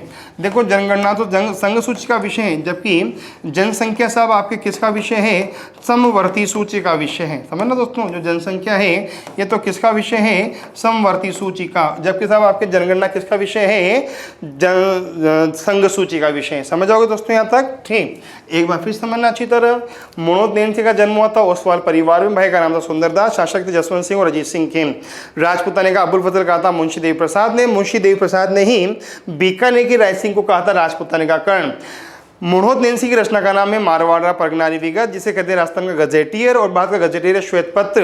राजस्थान की जनगणना का अग्रज कौन है? आपके मनोज नेमसी, याद रखना। ठीक, जनगणना साहब आपकी पहली बार हुई थी मौर्य काल में। जनगणना 2011 की जनगणना सी चंद्रमौली के निर्देशन में हुई थी। आदर्श वाक्य था हमारी जनगणना हमारा भविष्य। जनगणना केंद्रीय गृह मंत्रालय के अधीन एक विभाग होता है, वो कराता है। जनगणना संघ सूची का विषय, जबकि जनसंख्या साहब आपके समवर्ती सूची का विषय है मेरे विद्वान साथियों। एकदम क्लियर? अच्छा दोस्तों, फिर बात आती है कि जोधपुर में और अगले साहब आपकी शख्सियत कौन होगी? तो दोस्तों नाम होगा जय नारायण व्यास का। क्लियर? अगर हम जोधपुर की अगली शख्सियत की बात करें तो किसका नाम आएगा? जय नारायण व्यास का। एकदम क्लियर? जय नारायण व्यास। अच्छा दोस्तों, इनके बारे में बता चुका हूँ, बोल देता हूँ। इन्हें कहा जाता है लक्कड़ और फक्कड़, धुन का धनी, मासा, शेर राजस्थान, क्लियर है, लोकनायक आदि नामों से इनको जाना जाता है। चलो लिख भी देता हूँ दोस्तों, आप तो ध्यान रखना। जो जय नारायण व्यास है दोस्तों, इनको जाना जाता है लोकनायक के नाम से। ठीक, जो जय नारायण व्यास है ये किस नाम से जाने जाते हैं? लोकनायक के नाम से। ठीक दोस्तों, इन्हें कहा जाता है शेर ए राजस्थान। ठीक, इन्हें कहा जाता है लक्कड़ और फक्कड़। ठीक, क्या कहा जाता है? लक्कड़ और फक्कड़। ठीक, इन्हें कहा जाता है धुन का धनी। ठीक दोस्तों, इन्हें कहा जाता है मासा। ठीक ठीक, ये सब किसके नाम है? आपके जय नारायण व्यास के। ठीक, मनोनीत और निर्वाचित मुख्यमंत्री, मनोनीत और निर्वाचित मुख्यमंत्री, एकमात्र मनोनीत और निर्वाचित मुख्यमंत्री कौन है? जय नारायण व्यास। ठीक दोस्तों, 1951 से लेकर 1952 तक तो रहे थे मनोनीत, और 1952 से लेकर 1954 तक रहे थे निर्वाचित। फिर इनको हराया था आपके किसने दोस्तों? मोहनलाल सुखाड़िया ने। और जय नारायण व्यास एक ऐसे मुख्यमंत्री हैं जो पहली बार चुनाव हार कर दूसरी बार उपचुनाव जीतकर मुख्यमंत्री बने। तो एक ऐसा मुख्यमंत्री जो चुनाव हारने के बाद दूसरी बार उपचुनाव जीतकर था मुख्यमंत्री बना, मोहनलाल जय नारायण व्यास। ये सब आपके 1952 के जब चुनाव हुए थे तो सब चुनाव हार गए थे। फिर ये किशनगढ़ विधानसभा से उपचुनाव जीतकर मुख्यमंत्री बने थे। फिर जय नारायण व्यास की राजनीति को खत्म किया था मोहनलाल सुखाड़िया ने 1954 में। एकदम क्लियर दोस्तों, ध्यान रखना यहाँ तक। ठीक, अच्छा यहाँ तक दोस्तों कोई डाउट हो तो पूछ लीजिए, नहीं है? ठीक, अच्छा साहब आपके साथ हम जब जय नारायण व्यास की चर्चा कर रहे हैं तो साहब समझना दोस्तों, इनकी रचनाओं की बात करते हैं कि साहब इन्होंने कौन कौन सी रचना लिखी थी, तो आप क्या बताओगे? इनकी एक किताब का नाम था मारवाड़ की अवस्था। इनकी एक किताब का नाम था मारवाड़ की अवस्था। ठीक, इनकी एक किताब का नाम था पोपाबाई की पोल। ठीक, इनकी एक किताब का नाम था मारवाड़ की अवस्था, तो इनकी एक किताब का नाम था पोपाबाई की पोल। ठीक, इनके अगर हम समाचार पत्रों की बात करते हैं, इनके समाचार पत्रों की बात करते हैं तो दोस्तों इन्होंने तरुण राजस्थान का प्रकाशन किया था। दोस्तों इन्होंने तरुण राजस्थान का प्रकाशन किया था, और पूछा जाए कहाँ से किया था? अजमेर से। ठीक, इन्होंने तरुण राजस्थान का प्रकाशन किया था कहाँ से? अजमेर से। इन्होंने आंगी बाण का प्रकाशन किया था। ठीक, और पूछा जाए कि इन्होंने आंगी बाण का प्रकाशन कहाँ से किया था? ब्यावर से। इन्होंने अखंड भारत का प्रकाशन किया था। ठीक, और दोस्तों इन्होंने पीप का प्रकाशन किया था। ठीक, पीप का प्रकाशन किया था। क्लियर? तो तरुण राजस्थान, आंगी बाण, अखंड भारत और पीप, ये इनके प्रमुख समाचार पत्र थे। और अखंड भारत और पीप कहाँ से प्रकाशित हुए थे? बम्बई से। ठीक दोस्तों, जो अखंड भारत है इसकी भाषा थी हिंदी। ठीक, जो पीप है इसकी भाषा थी अंग्रेजी। ठीक दोस्तों, जो आंगी बाण है इसकी भाषा क्या थी? राजस्थानी। और जो तरुण राजस्थान है दोस्तों, इसकी भाषा क्या थी? हिंदी। एकदम क्लियर? अब सब समझना, राजस्थानी भाषा का पहला राजनीतिक समाचार पत्र कहा जाता है आंगी बाण। राजस्थानी भाषा का पहला राजनीतिक समाचार पत्र किसे कहा जाता है? आंगी बाण को। और राजस्थानी भाषा का पहला समाचार पत्र कौन सा होगा? सज्जन कीर्ति सुधाकर। बताया था ना दोस्तों मैंने आपको। ठीक, एक बार फिर बता रहा हूं दोस्तों आपके, ये राजस्थानी भाषा, यह राजस्थानी भाषा। ठीक, अच्छा फिर बात आती है, देखो पूछा जाए कि राजस्थानी भाषा का समाचार पत्र, ठीक, पूछा जाए कि राजस्थानी भाषा का समाचार पत्र, तो आप क्या बताओगे? सज्जन कीर्ति सुधाकर। समझ जाओगे ना? राजस्थानी भाषा का समाचार पत्र, तो आप क्या बताओगे? सज्जन कीर्ति सुधाकर। ठीक, और पूछा जाए कि राजस्थानी भाषा का राजनीतिक समाचार पत्र, राजस्थानी भाषा का राजनीतिक समाचार पत्र, फिर क्या बताओगे? आंगी बाण। क्या बताओगे? आंगी बाण। ठीक, और पूछा जाए कि जो सज्जन कीर्ति सुधाकर है इसका प्रकाशन कहाँ से हुआ था? पूछ लिया जाए कि जो सज्जन कीर्ति सुधाकर है इसका प्रकाशन कहाँ से हुआ था? उदयपुर से। और किसने किया था? राणा सज्जन सिंह ने। किसने किया था? राणा सज्जन सिंह ने। और किसके सुझाव पर किया था? दयानंद सरस्वती के सुझाव पर। किसके सुझाव पर किया था? दयानंद सरस्वती के सुझाव पर। एकदम क्लियर? किसके सुझाव पर किया था?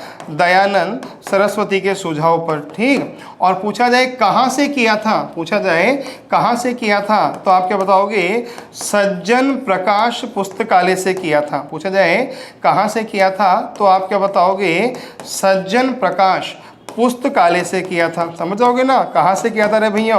सज्जन प्रकाश पुस्तकालय से किया था। तो राजस्थानी भाषा का प्रथम समाचार पत्र है सज्जन कीर्ति सुधाकर, और राजस्थानी भाषा का पहला समाचार पत्र है, राजस्थानी भाषा का तो होगा सज्जन कीर्ति सुधाकर, और राजनीतिक होगा आंगी बाण। ठीक, राजस्थानी भाषा का पहला समाचार पत्र सज्जन कीर्ति सुधाकर, और राजस्थानी भाषा का पहला राजनीतिक समाचार पत्र आंगी बाण। कहाँ से? ब्यावर से। किसके द्वारा? जय नारायण व्यास के द्वारा। हाँ या ना? ठीक, अच्छा दोस्तों ध्यान रखना, अगर प्रश्न आ जाए कि राजस्थान में, प्रश्न आ जाए कि राजस्थान में सामंती प्रथा, राजस्थान में सामंती प्रथा अथवा जागीरदारी प्रथा, क्लियर? राजस्थान में सामंती प्रथा अथवा जागीरदारी प्रथा का सर्वप्रथम विरोध किसने किया था? ठीक, पूछा जाए कि राजस्थान में सामंती प्रथा अथवा जागीरदारी प्रथा का सर्वप्रथम विरोध किसने किया था, तो आपका आंसर क्या होगा? जय नारायण व्यास। जय नारायण व्यास साहब आपके पहले ऐसे व्यक्ति थे जिन्होंने सामंती प्रथा अथवा जागीरदारी प्रथा का सर्वप्रथम विरोध किया था। और अगर पूछा जाए कि भारत में सामंती प्रथा का आरंभ कब हुआ, पूछा जाए कि भारत में सामंती प्रथा का आरंभ कब हुआ, ठीक, पूछ लिया जाए कि भारत में सामंती प्रथा का आरंभ कब हुआ, तो आपका आंसर होगा गुप्तकाल। ठीक, भारत में सामंती प्रथा का आरंभ कब हुआ? गुप्तकाल। और गुप्तकाल की अवधि है 275 से लेकर 550 ईस्वी। क्लियर? दोस्तों जो गुप्तकाल है इसकी अवधि कितनी है? 275 से लेकर 550 ईस्वी। और गुप्तकाल को कहा जाता है प्राचीन भारत का स्वर्ण काल। क्लियर। इसे कहा जाता है प्राचीन भारत का स्वर्ण काल, और ये क्वेश्चन पूछा गया है रीट 2016 में। क्लियर। और पूछा गया था कि किस युग को श्रेणी युग की संज्ञा दी गई है गुप्त काल को। समझ जाओगे क्या दोस्तों। तो सामंती प्रथा के था आपके विरुद्ध आवाज कौन उठाएगा था, आपके जय नारायण व्यास। एकदम क्लियर। ठीक। फिर दोस्तों बात आती है इसके बाद कि जोधपुर में और कौन हुए। बात आती है कि साहब जोधपुर में और कौन सी शख्सियत हुई। तो आप क्या बताओगे कि साहब जोधपुर में एक शख्सियत हुई है और उसका नाम है कोमल कोठारी।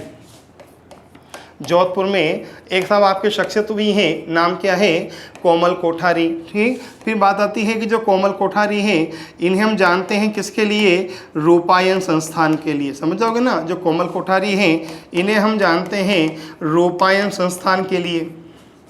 ठीक। और मैं बता चुका हूँ कि रूपायन संस्थान क्यों प्रसिद्ध है। एकदम क्लियर। और दोस्तों कोमल कोठारी को ध्यान रखना, कोमल कोठारी को 17 दिसंबर 2012 को राजस्थान रत्न सम्मान दिया गया था। एकदम क्लियर। कोमल कोठारी को 17 दिसंबर 2012 को राजस्थान रत्न सम्मान दिया गया था। समझ जाओगे ना, जो कोमल कोठारी हैं इन्हें 17 दिसंबर 2012 को राजस्थान रत्न सम्मान दिया गया था। और पूछा जाए कब दिया गया था, मरणोपरांत दिया गया था। क्लियर। कब दिया गया था, मरणोपरांत। और दोस्तों इस सम्मान को स्वीकार किया था कोमल कोठारी की पत्नी इंदिरा कोठारी ने। एकदम क्लियर। इस सम्मान को आपके स्वीकार किया था कोमल कोठारी की पत्नी इंदिरा कोठारी ने। समझ जाओगे क्या। ठीक। यहाँ तक भी ठीक। अच्छा फिर बात आती है कि साहब जोधपुर में और कौन हुए। तो दोस्तों जोधपुर में एक शख्सियत हुई है और उसका नाम है दलवीर भंडारी। जोधपुर में एक शख्सियत हुई है, नाम क्या है, दलवीर भंडारी। ठीक। फिर बात आती है साहब जो दलवीर भंडारी हैं इन्हें हम क्यों जानते हैं। ठीक। बात आती है कि साहब दलवीर भंडारी को किस लिए जाना जाता है। तो आप क्या बताओगे, अंतर्राष्ट्रीय न्यायालय में। ठीक। अंतर्राष्ट्रीय न्यायालय के न्यायाधीश। ठीक दोस्तों जो दलवीर भंडारी हैं सब आपके ये किस लिए प्रसिद्ध हैं। तो आप क्या बताओगे, अंतर्राष्ट्रीय न्यायालय के जो न्यायाधीश हैं वो कौन है, दलवीर भंडारी हैं। ठीक। और साहब पूछा जाए कब से हैं, 2012 से लगातार। ठीक। ये वर्तमान में अंतर्राष्ट्रीय न्यायालय के न्यायाधीश हैं साहब, आपके समझ जाना। ठीक। दलवीर भंडारी कहाँ के हैं दोस्तों, जोधपुर के हैं। फिर बात आती है कि अंतर्राष्ट्रीय न्यायालय में दोस्तों, फिर बात आती है कि अंतर्राष्ट्रीय न्यायालय में सबसे पहले कौन से न्यायाधीश गए थे। तो आप क्या बताओगे दोस्तों, आपके अंतर्राष्ट्रीय न्यायालय में नियुक्त होने वाले पहले न्यायाधीश थे डॉक्टर नगेंद्र सिंह। ठीक। अंतर्राष्ट्रीय न्यायालय में नियुक्त होने वाले जो पहले भारतीय न्यायाधीश थे उनका नाम क्या था, डॉक्टर नगेंद्र सिंह। समझ जाओगे ना दोस्तों, अंतर्राष्ट्रीय न्यायालय में नियुक्त होने वाले जो पहले न्यायाधीश थे वो कौन थे, डॉक्टर नगेंद्र सिंह डूंगरपुर से। अच्छा फिर बात आती है कि अंतर्राष्ट्रीय न्यायालय में और कौन कौन जा चुके हैं। तो तब आपके डॉक्टर नगेंद्र सिंह जा चुके हैं। ठीक दोस्तों, इसके अलावा साहब आपके BS पाठक जा चुके हैं। ठीक दोस्तों, इसके अलावा साहब आपके BN राव जा चुके हैं अंतर्राष्ट्रीय न्यायालय में। और दोस्तों वर्तमान में दलवीर भंडारी अंतर्राष्ट्रीय न्यायालय में है। एकदम क्लियर, पहली बात। अच्छा दोस्तों फिर बात आती है कि जो अंतर्राष्ट्रीय न्यायालय है इसका मुख्यालय कहाँ होता है। पूछा जाएगा कि जो अंतर्राष्ट्रीय न्यायालय है इसका मुख्यालय कहाँ है। तो आप क्या बताओगे कि अंतर्राष्ट्रीय न्यायालय का मुख्यालय है हेग। और पूछा जाए हेग कहाँ आता है, नीदरलैंड में। क्लियर दोस्तों, पूछा जाएगा कि जो हेग ये कहाँ आता है, नीदरलैंड में। पूछा जाएगा कि अंतर्राष्ट्रीय न्यायालय में कुल कितने सदस्य होते हैं। तो आप क्या बताओगे, 15 सदस्य होते हैं। ठीक। पूछा जाएगा कि अंतर्राष्ट्रीय न्यायालय के न्यायाधीशों का कार्यकाल कितना होता है, 9 वर्ष होता है। अंतर्राष्ट्रीय न्यायालय के न्यायाधीशों का कार्यकाल कितना होता है, 9 वर्ष होता है। समझ जाओगे क्या। दलवीर भंडारी जोधपुर के थे, ये वर्तमान में अंतर्राष्ट्रीय न्यायालय में है 2012 से। डॉक्टर नगेंद्र सिंह, BS पाठक, BN राव, दलवीर भंडारी अंतर्राष्ट्रीय न्यायालय में भारत की शोभा बढ़ा चुके हैं। नगेंद्र सिंह पहले न्यायाधीश थे जो अंतर्राष्ट्रीय न्यायालय में गए थे। अंतर्राष्ट्रीय न्यायालय का मुख्यालय हेग नीदरलैंड में है। सदस्य होते हैं 15, कार्यकाल होता है 9 वर्ष। ठीक। अच्छा दोस्तों पूछा जाएगा कि जो अंतर्राष्ट्रीय न्यायालय के न्यायाधीश होते हैं। ठीक दोस्तों, पूछा जाएगा कि जो अंतर्राष्ट्रीय न्यायालय के न्यायाधीश होते हैं इनकी नियुक्ति कौन करता है। बात आती है कि जो अंतर्राष्ट्रीय न्यायालय के न्यायाधीश होते हैं इनकी नियुक्ति कौन करता है। क्लियर। तो आप क्या बताओगे कि साहब आपके इनकी जो नियुक्ति है ना वो साहब आपके कौन करता है, पूछा जाएगा कि जो अंतर्राष्ट्रीय न्यायालय है इनकी नियुक्ति कौन करता है। ठीक, तो आप क्या बताओगे कि महासभा, ठीक, महासभा और सुरक्षा परिषद के द्वारा, ठीक, महासभा और सुरक्षा परिषद के द्वारा अंतर्राष्ट्रीय न्यायालय के न्यायाधीशों की नियुक्ति की जाती है। एकदम क्लियर। अच्छा, पूछ लिया जाए कि अंतर्राष्ट्रीय न्यायालय में गणपूर्ति, ठीक, अथवा कोरम कितना होता है। ठीक, अंतर्राष्ट्रीय न्यायालय में गणपूर्ति अथवा कोरम कितना होता है, 9। समझ जाओगे ना, अंतर्राष्ट्रीय न्यायालय में गणपूर्ति अथवा कोरम कितना होता है, 9। दलवीर भंडारी जोधपुर से हैं, वर्तमान में अंतर्राष्ट्रीय न्यायालय में हैं 2012 से लगातार। अंतर्राष्ट्रीय न्यायालय में नगेन सिंह, BS पाठक, BN राव, दलवीर भंडारी जा चुके हैं। अंतर्राष्ट्रीय न्यायालय का मुख्यालय है एक नीदरलैंड में, सदस्य हैं 15, कार्यकाल होता है अंतर्राष्ट्रीय न्यायालय के न्यायाधीशों का 9 वर्ष। हाँ या ना भैया, हाँ बरो, हाँ हाँ। अंतर्राष्ट्रीय न्यायालय के न्यायाधीशों की जब आपकी नियुक्ति करती है महासभा और सुरक्षा परिषद, तो गणपूर्ति होती है 9। एकदम क्लियर। और दोस्तों ध्यान रखना, नियम है कि एक ही देश के 2 न्यायाधीश कभी भी अंतर्राष्ट्रीय न्यायालय में नियुक्त नहीं होते हैं। एक ही देश के 2 न्यायाधीश कभी भी अंतर्राष्ट्रीय न्यायालय में नियुक्त नहीं होते हैं, एक देश का केवल एक न्यायाधीश ही होता है। एकदम क्लियर।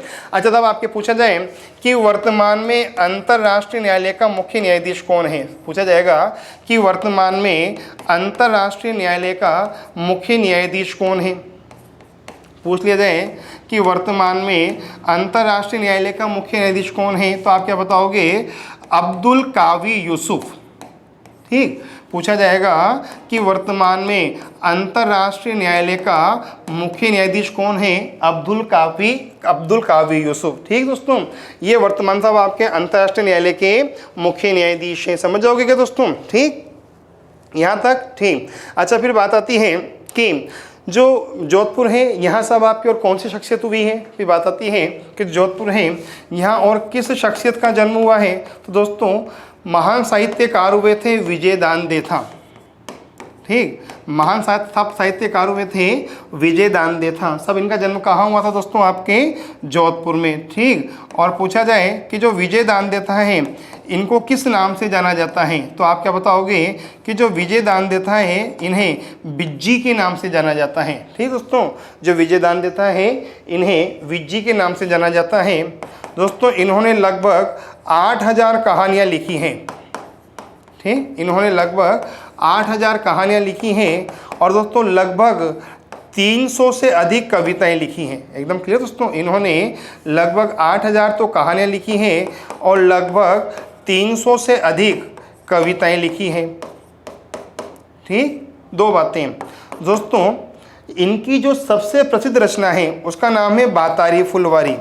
क्लियर, इनकी जो सबसे प्रसिद्ध रचना है उसका नाम क्या है, बातारी फुलवारी। समझ जाओगे ना, इनकी जो सबसे प्रसिद्ध रचना है उसका नाम क्या है, बातारी फुलवारी। ठीक। अच्छा दोस्तों ध्यान रखना, जो विजय दानदेथा है इन्हें कहा जाता है राजस्थान का शेक्सपियर। जो विजय दानदेथा है इन्हें साहब आपके क्या कहा जाता है, राजस्थान का शेक्सपियर। किसे कहा जाता है दोस्तों, विजय दानदेथा को। क्लियर। अच्छा, अगर पूछ लिया जाए कि अगर विजय दानदेथा राजस्थान के शेक्सपियर हैं तो भारत के शेक्सपियर कौन हैं। ठीक, अगर विजय दानदेथा राजस्थान के शेक्सपियर हैं तो भारत के शेक्सपियर कौन हैं, तो आप क्या बताओगे कि कालिदास को भारत का शेक्सपियर कहा जाता है। क्लियर, जो कालिदास हैं इन्हें भारत का शेक्सपियर कहा जाता है। एकदम क्लियर पहली बात। ठीक, और दोस्तों जो कालिदास है ना इनकी प्रमुख रचनाओं को आप जानते होंगे, अभिज्ञान शाकुंतलम, विक्रमो वर्षीयम, मालविकाग्निमित्रम, रघुवंशम, कुमार संभव, इनकी प्रमुख रचनाएं थी। एकदम क्लियर क्या, ऋतु संहार, मेघदूत, हाँ या ना। ठीक, चलो दोस्तों अब जब बात करते हैं तो साहब आपके थोड़ी सी कालिदास की बात करेंगे। ठीक दोस्तों, ज़्यादा तो नहीं करेंगे, थोड़ी थोड़ी करेंगे दोस्तों। ठीक दोस्तों, शौक है बस दिल से पढ़ाने का, इसलिए दोस्तों हर चीज़ दिल से पढ़ाता हूँ। ठीक, दो सब ध्यान, जो कालिदास है ना, इससे कालिदास ने 2 तो लिखे थे महाकाव्य। जो कालिदास हैं इन्होंने लिखे थे 2 तो महाकाव्य, और एक महाकाव्य का नाम था रघुवंशम। ठीक, एक महाकाव्य का नाम क्या था, रघुवंशम। ठीक। तो दोस्तों एक महाकाव्य का नाम था कुमार संभव। ठीक। दोस्तों जो कालिदास हैं इन्होंने 2 लिखे थे खंड काव्य। क्लियर, क्या लिखे थे? 2 खंड काव्य। और दोस्तों एक खंड काव्य का नाम था मेघदूत। क्लियर दोस्तों, एक खंड काव्य का नाम क्या था? मेघदूत। और एक खंड काव्य का नाम था ऋतु संहार। एकदम क्लियर। दोस्तों जो कालिदास हैं इन्होंने लिखे थे 3 नाटक। ठीक। और पूछा जाए कि वो 3 नाटक कौन कौन से थे, तो दोस्तों एक नाटक का नाम था मालविकाग्निमित्रम। क्लियर, एक नाटक का नाम क्या था? मालविकाग्निमित्रम। एक नाटक का नाम था विक्रमोर्वशीयम। ठीक। और दोस्तों एक नाटक का नाम आप सब जानते होंगे, अभिज्ञान शाकुंतलम। समझ जाओगे ना, एक नाटक का नाम क्या था? अभिज्ञान शाकुंतलम। ठीक। और दोस्तों आपके जो कालिदास है ना, ये चंद्रगुप्त द्वितीय के नवरत्न थे। समझ जाओगे ना दोस्तों, जो कालिदास है ना, यह चंद्रगुप्त द्वितीय के क्या थे? नवरत्न थे। समझ जाओगे दोस्तों अच्छी तरह। ठीक, यहाँ तक भी ठीक। अब फिर साहब आपकी बात आती है दोस्तों, फिर बात आती है कि साहब आपके इसके अलावा दोस्तों फिर बात आती है कि साहब आपके इसके अलावा जोधपुर में और कौन हुए। बात आती है कि इसके अलावा जोधपुर में साहब आपकी और कौन शख्सियत हुई, तो साहब समझना दोस्तों जोधपुर में एक शख्सियत हुई है और उनका नाम है राजेंद्र मल लोढ़ा। ठीक दोस्तों, जोधपुर में एक शख्सियत हुई है और नाम है उनका राजेंद्र मल लोढ़ा। समझ जाओगे ना, जोधपुर में एक शख्सियत हुई है, नाम है राजेंद्र मल लोढ़ा। ठीक। फिर बात आती है कि राजेंद्र मल लोढ़ा क्या है सब आपके, क्यों प्रसिद्ध है, तो दोस्तों 27 अप्रैल 2014 को 27 अप्रैल 2014 को इन्हें बनाया गया था CJI, chief justice of India. यह राजस्थान के पहले ऐसे व्यक्ति हैं जो सर्वोच्च न्यायालय में मुख्य न्यायाधीश बने। समझोगे क्या, सर्वोच्च न्यायालय के मुख्य न्यायाधीश बनने वाला पहला राजस्थानी था राजेंद्र मल लोढ़ा। ये जोधपुर से थे और 2014 में साहब आपकी ये CJI, chief justice of India, CJI का मतलब क्या होगा? चीफ जस्टिस ऑफ इंडिया साहब नियुक्त हुए थे राजेंद्र मल लोढ़ा। सब कब? 2014 में। समझोगे दोस्तों एकदम क्लियर। फिर अब आपकी बात आती है दोस्तों, यह सर्वोच्च न्यायालय के न्यायाधीश बनने वाले पहले राजस्थानी कौन था आपके? राजेंद्र मल लोढ़ा। एकदम क्लियर। अच्छा दोस्तों पहली बात हो समझो ना, लो साहब आपके फिर हम साहब आपकी बात कर रहे हैं न्यायाधीशों की। ठीक, बात कर रहे हैं न्यायाधीशों की। ठीक। फिर बात आती है कि भारत के पहले न्यायाधीश कौन है। ठीक, भारत में सबसे पहले साहब आपके न्यायाधीश दोस्तों साहब किसे नियुक्त किया गया? समझो दोस्तों, मैं दोस्तों नाम लिख रहा हूँ एलिजा इम्पी का। दोस्तों मैं नाम लिख रहा हूँ एलिजा इम्पी का। ठीक दोस्तों, एलिजा इम्पी 1773 में कलकत्ता उच्च न्यायालय के न्यायाधीश बने थे। समझना, एलिजा इम्पी 1773 में कलकत्ता उच्च न्यायालय के न्यायाधीश बने थे। ध्यान रखना, कलकत्ता उच्च न्यायालय के न्यायाधीश बने थे। ठीक दोस्तों, भारत शासन अधिनियम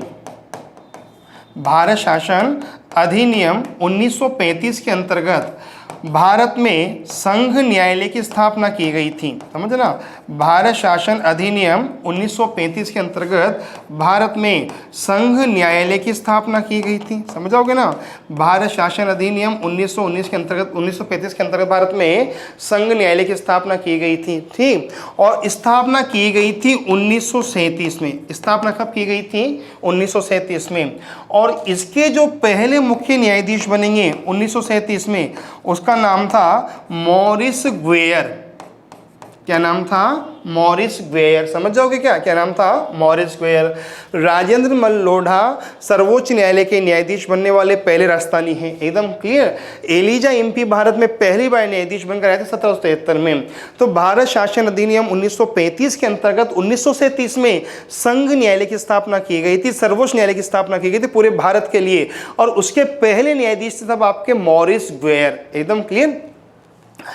आज़ाद भारत के साहब समझना दोस्तों, आज़ाद भारत के जो पहले न्यायाधीश बनेंगे उनका नाम होगा HL कानिया। समझ जाओगे ना, आज़ाद भारत के जो पहले मुख्य न्यायाधीश बनेंगे फर्स्ट CJI का मतलब होता है चीफ जस्टिस ऑफ इंडिया। कौन बनेंगे आपके? HL कानिया। ठीक। आज़ाद भारत की जो पहली महिला न्यायाधीश बनेगी उसका नाम होगा साहब आपके मीरा फातिमा बीबी। क्या नाम होगा? मीरा फातिमा बीबी। एकदम क्लियर दोस्तों, ये पहली महिला न्यायाधीश बनेगी सर्वोच्च न्यायालय में, सर्वोच्च न्यायालय में। ठीक। अच्छा, उच्च न्यायालय की न्यायाधीश बनने वाली, सब समझो दोस्तों, उच्च न्यायालय की न्यायाधीश बनने वाली पहली महिला का नाम था लीला सेठ। ठीक। उच्च न्यायालय की न्यायाधीश बनने वाली, समझना, ये high court, clear, high court में प्रथम न्यायाधीश, समझ जाओगे ना। उच्च न्यायालय की न्यायाधीश बनने वाली, समझो दोस्तों, उच्च न्यायालय की न्यायाधीश बनने वाली साहब आपके जो प्रथम महिला थी दोस्तों उसका नाम था लीला सेठ, समझो ना। उच्च न्यायालय के साहब आपके मुख्य न्यायाधीश बनने वाले साहब आपके जो पहली महिला थी उसका नाम क्या दोस्तों? आपके लीला सेठ। एकदम क्लियर। अच्छा दोस्तों, उच्च न्यायालय का पहला मुख्य न्यायाधीश बनेगा शंभुनाथ पंडित। क्लियर। उच्च न्यायालय में नियुक्त होने वाले पहले साहब आपके न्यायाधीश कौन होंगे? शंभुनाथ पंडित, इलाहाबाद में होंगे। एकदम क्लियर। समझो दोस्तों अच्छी तरह यहाँ तक तो? ठीक दोस्तों, समझना। ठीक। राजेंद्र मल्होत्रा साहब आपके 2014 में CJI बने। एलिजा MP पहली बार न्यायाधीश बने। संघ न्यायालय साहब आपके 1937 में बना, न्यायाधीश बने साहब आपके मॉरिस ग्वेयर। एकदम क्लियर। HL कानिया पहले CJI है, तो मीरा फातिमा बीबी साहब आपके भारत की पहली महिला मुख्य न्यायाधीश है सर्वोच्च न्यायालय में। लीला सेठ उच्च न्यायालय में नियुक्त होने पहली महिला मुख्य न्यायाधीश है। तो शंभुनाथ पंडित उच्च न्यायालय में नियुक्त होने वाले भारत के पहले मुख्य न्यायाधीश है। समझ जाओगे दोस्तों? समझो दोस्तों यहाँ तक तो? ठीक। ये सब लीला सेठ हैं, ये सब आपके दोस्तों पहले मुख्य न्यायाधीश बने साहब आपके। एकदम क्लियर दोस्तों यहाँ तक तो? ठीक। अच्छा, तो दोस्तों थोड़ी सी और बात कर लेते हैं। ठीक दोस्तों, फिर बात कर लेते हैं थोड़ी सी और। ठीक। फिर बात आती है कि पूछा जाए दोस्तों, ठीक, अच्छा, एक प्रश्न पूछा जाएगा आपसे कि वह कौन सा न्यायाधीश है। एक प्रश्न पूछा जाएगा कि वह कौन सा न्यायाधीश है जिसने कार्यवाहक राष्ट्रपति के रूप में भी काम किया। ठीक। वह कौन सा न्यायाधीश है जिसने कार्यवाहक राष्ट्रपति के रूप में भी काम किया? तो आप क्या बताओगे साहब? आपके मोहम्मद हिदायतुल्ला। क्या बताओगे? मोहम्मद हिदायतुल्ला। एकदम क्लियर दोस्तों? ठीक। अच्छा दोस्तों, अगर प्रश्न बन जाए कि सर्वाधिक समय तक न्यायाधीश कौन रहे, अगर पूछा जाए कि सर्वाधिक समय तक सर्वोच्च न्यायालय में न्यायाधीश कौन रहे, क्लियर, सर्वाधिक समय तक सर्वोच्च न्यायालय में न्यायाधीश के पद पर कौन रहे, तो आपका आंसर क्या होगा? YV चंद्रचूड़। क्लियर। सर्वाधिक समय तक सर्वोच्च न्यायालय में न्यायाधीश के पद पर कौन रहे? YV चंद्रचूड़। कितने वर्ष तक रहे थे? 7 वर्ष तक। एकदम क्लियर। और पूछा जाए कि सबसे कम समय तक, पूछा जाए कि सबसे कम समय तक न्यायाधीश के पद पर कौन रहे? ठीक, सबसे कम समय तक न्यायाधीश के पद पर कौन रहे सुप्रीम कोर्ट में? तो आप क्या बताओगे? KN सिंह, केदारनाथ सिंह। KN सिंह मतलब केदारनाथ सिंह, मात्र 17 दिन तक। कितने दिन तक? 17 दिन तक। एकदम क्लियर। अब देखो, लीला सेठ तो है मुख्य न्यायाधीश उच्च न्यायालय में नियुक्त होने वाली। ठीक। और पूछा जाए कि उच्च न्यायालय की पहली महिला न्यायाधीश का नाम है, उच्च न्यायालय की पहली महिला न्यायाधीश का नाम है तो अन्ना चंडी। क्या बताओगे? अन्ना चंडी। अन्ना चंडी तो उच्च न्यायालय में नियुक्त होने वाली पहली न्यायाधीश, और लीला सेठ उच्च न्यायालय में नियुक्त होने वाली पहली महिला मुख्य न्यायाधीश। हाँ या ना? हाँ। एकदम क्लियर दोस्तों यहाँ तक तो? ठीक। अच्छा दोस्तों साहब, आपके अगर यहाँ तक कोई डाउट हो तो पूछ लीजिए। नहीं है? ठीक। अब अगली बात करते हैं दोस्तों। ठीक। फिर बात आती है कि साहब आपके जोधपुर में और कौन होंगे शख्सियत के रूप में? तो दोस्तों जोधपुर में साहब आपके एक शख्सियत और होगी, नाम होगा कैलाश सांकला। क्लियर। जोधपुर में साहब आपकी एक शख्सियत और होगी, नाम होगा कैलाश सांकला। इन्हें टाइगर मैन के नाम से भी जाना जाता है। समझ जाओगे ना? जोधपुर में एक शख्सियत होगी, नाम होगा कैलाश सांकला साहब आपके, इन्हें टाइगर मैन के नाम से भी जाना जाता है। एकदम क्लियर। इन्हें साहब आपके बाघ परियोजना का जनक भी कहा जाता है। ठीक। टाइगर मैन कैलाश सांकला कहाँ के दोस्तों? आपके जोधपुर के थे। ठीक। ठीक। अच्छा दोस्तों ना, इन्हें बाघ परियोजना का जनक भी कहा जाता है। और दोस्तों इनकी 2 किताबें बहुत प्रसिद्ध हैं। ठीक। इनकी 2 किताबें बहुत प्रसिद्ध हैं। एक का नाम है टाइगर और एक का नाम है द रिटर्न टाइगर। ठीक। एक का नाम है टाइगर और एक का नाम है द रिटर्न टाइगर। ठीक, ये सब आपके इनकी दो किताबें सब आपके किसकी, कैलाश सांखला की, और सब आपके इन्हें 2013 में राजस्थान रत्न दिया गया था मरणोपरांत। इन्हें 2013 में राजस्थान रत्न दिया गया था मरणोपरांत। ठीक दोस्तों, फिर दोस्तों बात आती है कि साहब इसके अलावा और सब कौन होंगे साहब आपके यहाँ। तो दोस्तों जोधपुर में साहब आपके एक शख्सियत और होगी और उसका नाम होगा गणपत लाल डांगी। क्लियर दोस्तों, जोधपुर में एक शख्सियत और होगी और उसका नाम होगा गणपत लाल डांगी। ठीक, और दोस्तों ये साहब आपके निदेशक भी थे, ठीक, अभिनेता भी थे, ठीक, और साहब आपके लेखक भी थे। ठीक, ये निदेशक भी थे, अभिनेता भी थे और लेखक भी थे। ठीक, और दोस्तों जो गणपत लाल डांगी हैं इन्हें कहा जाता है गीगला का बापू। ठीक, जो गणपत लाल डांगी हैं साहब आपके इन्हें क्या कहा जाता है, गीगला का बापू। एकदम क्लियर दोस्तों, जो गणपत लाल डांगी हैं साहब इन्हें क्या कहा है दोस्तों, आपके गीगला का बापू कहा जाता है। ठीक, और दोस्तों साहब आपके इनके द्वारा एक संस्था की स्थापना भी की गई थी। दोस्तों इनके द्वारा एक संस्था की स्थापना भी की गई थी और उस संस्था का नाम था माणक कला मंडल। ठीक, इनके द्वारा एक संस्था की स्थापना की गई थी और नाम क्या था, माणक कला मंडल। ठीक दोस्तों, इनके द्वारा एक कार्यक्रम आकाशवाणी पर प्रसारित किया गया था। इनके द्वारा आकाशवाणी पर एक कार्यक्रम प्रकाशित किया गया था और दोस्तों उस कार्यक्रम का नाम था बाजे नगाड़ा जोर से। ठीक, इनके द्वारा एक कार्यक्रम साहब आपके आकाशवाणी पर प्रकाशित किया गया था, नाम था बाजे नगाड़ा जोर से। एकदम क्लियर है दोस्तों। ठीक, फिर दोस्तों बात आती है कि इसके अलावा साहब आपके यहाँ और कौन होंगे। क्लियर दोस्तों, फिर बात आती है कि साहब इसके अलावा यहाँ और कौन होंगे। तो साहब समझना कि साहब जोधपुर में एक संत होंगे और उनका नाम था संत रामदास जी। क्या नाम था, संत रामदास जी। साहब ये भी कहाँ होंगे, जोधपुर में। ठीक, और दोस्तों संत रामदास जी ने खेड़ापा में, क्लियर, संत रामदास जी ने खेड़ापा में राम स्नेही संप्रदाय की स्थापना की थी। समझ जाओगे ना, संत रामदास जी ने खेड़ापा में राम स्नेही संप्रदाय की स्थापना की थी। समझ जाओगे क्या, संत रामदास जी ने खेड़ापा में राम स्नेही संप्रदाय की स्थापना की थी। ठीक दोस्तों, साहब आपके जो राम स्नेही संप्रदाय है ना, ये राजस्थान में 4 जगह हैं। शाहपुरा में है, खेड़ापा जोधपुर में है, रेण नागौर में है और सिंहथल बीकानेर में है। खेड़ापा जोधपुर में है, शाहपुरा भीलवाड़ा में है, रेण नागौर में, सिंहथल बीकानेर में है। दोस्तों साहब आपके यहाँ तो साहब संस्थापक थे रामचरण जी। कौन थे, रामचरण जी। यहाँ कौन थे, रामदास जी। एकदम क्लियर दोस्तों, यहाँ कौन थे, दरियाऊ जी। ठीक, और दोस्तों साहब आपके यहाँ कौन थे, हरि रामदास जी। एकदम कौन थे दोस्तों, हरि रामदास जी। ठीक दोस्तों, साहब आपके राम स्नेही संप्रदाय में मंदिरों को कहा जाता है राम द्वारा। राम स्नेही संप्रदाय में साहब जो मंदिर होते हैं साहब क्या कहलाते हैं, आपके राम द्वारा। ठीक, और दोस्तों जो रामचरण जी हैं दोस्तों साहब आपके इनके द्वारा एक ग्रंथ लिखा गया था अनाभाई वेणी। सब क्या लिखा गया था दोस्तों, आपके अनाभाई वेणी लिखा गया था। एकदम क्लियर। अच्छा, फिर बात आती है कि इसके अलावा साहब आपके जोधपुर में कौन होगा। तो साहब आपके जोधपुर में साहब आपके एक शख्सियत और होगी और उसका नाम था बाल मुकुंद बिस्सा। ठीक, जोधपुर में एक शख्सियत और होगी, उसका नाम क्या था, बाल मुकुंद बिस्सा।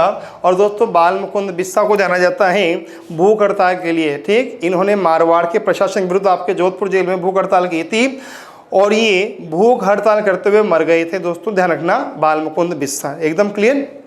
फिर बात आती है कि साहब इसके अलावा जोधपुर में और कौन साहब आपके कौन सी शख्सियत है, गौरी देवी। दोस्तों जो गौरी देवी है ना साहब आपके, ये भी कहाँ से हैं, जोधपुर से हैं। और दोस्तों इन्हें कहा जाता है मरु कोकिला। साहब जो गौरी देवी साहब इन्हें क्या कहा जाता है, मरु कोकिला। और दोस्तों इन्हें जाना जाता है मांड गायिका के रूप में। क्लियर साहब, इन्हें जाना जाता है मांड गायिका के रूप में। समझ जाओगे, जो गौरी देवी है ये मरु कोकिला कहलाती हैं और मांड गायिका के रूप में साहब आपके ये प्रसिद्ध हैं। एकदम क्लियर। चलो आगे। अच्छा, फिर बात आती है कि जो जोधपुर है, इस जोधपुर की साहब आपकी साक्षरता कितनी है। ठीक दोस्तों, फिर बात आती है कि जो जोधपुर है, इस जोधपुर की साक्षरता कितनी है।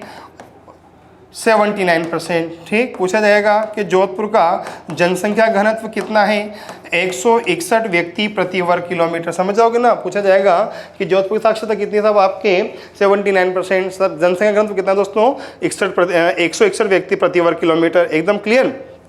फिर बात आती है कि यहाँ दशकीय वृद्धि दर कितनी है। ठीक, पूछा जाएगा कि जोधपुर में दशकीय वृद्धि दर कितनी है। क्लियर, तो आप क्या बताओगे, यहाँ 27.69 दशकीय वृद्धि दर है। ठीक, अच्छा पूछा जाएगा कि जोधपुर में बाल लिंगानुपात कितना है। ठीक, पूछा जाएगा कि जोधपुर में बाल लिंगानुपात कितना है, तो आप क्या बताओगे, 891। कितना है दोस्तों, 891। समझ जाओगे ना। ठीक, पूछा जाएगा कि जोधपुर का साहब आपके वाहन कोड कितना है, तो आप क्या बताओगे, RJ19। ठीक दोस्तों, जो जोधपुर है इसका वाहन कोड कितना है, RJ19। ठीक, और दोस्तों फलोदी का है RJ43। जोधपुर का तो RJ19 और फलोदी का कितना है साहब, आपके RJ43। एकदम क्लियर। चलो आगे दोस्तों। ठीक, अच्छा दोस्तों साहब आपके जोधपुर में एक स्थान है बाप। जोधपुर में एक स्थान है बाप। और साहब आपके पूछा जाए साहब आपके बाप किसके साहब दोस्तों, बाप किसके लिए प्रसिद्ध है, तो आप क्या बताओगे, राजस्थान का पहला कोयला आधारित बिजली घर। राजस्थान का पहला कोयला आधारित बिजली घर साहब कहाँ स्थापित किया गया है, बाप में स्थापित किया गया है। एकदम क्लियर। ठीक, फिर साहब आपकी बात आती है कि साहब आपके जोधपुर में एक स्थान है, उसका नाम है ओसियां। क्या नाम है, ओसियां।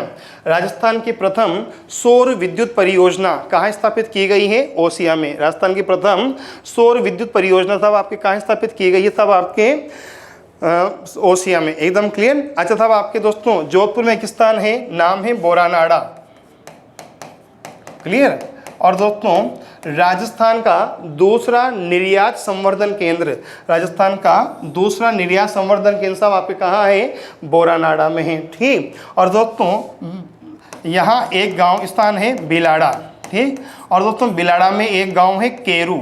ठीक, और दोस्तों राजस्थान में आशु प्रजनन केंद्र साहब कहाँ स्थापित किया गया है, बिलाड़ा केरू में स्थापित किया गया है। समझ गए दोस्तों अच्छी तरह। ठीक दोस्तों, ये था जिला जोधपुर, जिले जोधपुर की महान हस्तियों की, महान विभूतियों के विषय में जो चर्चा की गई है। उम्मीद करता हूँ आपको आज का वीडियो पसंद आया होगा। अगर दोस्तों आपको आज का वीडियो पसंद आया हो तो इसे अधिक से अधिक संख्या में लाइक करें, शेयर करें, सब्सक्राइब करें और आपके सुझाव अनिवार्य रूप से कमेंट बॉक्स में दें। आप जो सुझाव देते हैं दोस्तों वही हमें प्रेरित करते हैं सर्वोत्तम से सर्वोत्तम करने के लिए। आप जीवन में खूब तरक्की करें, खूब उन्नति करें, अपने सपनों को साकार करें काव्य के साथ। इसी शुभकामना के साथ थैंक यू सो मच।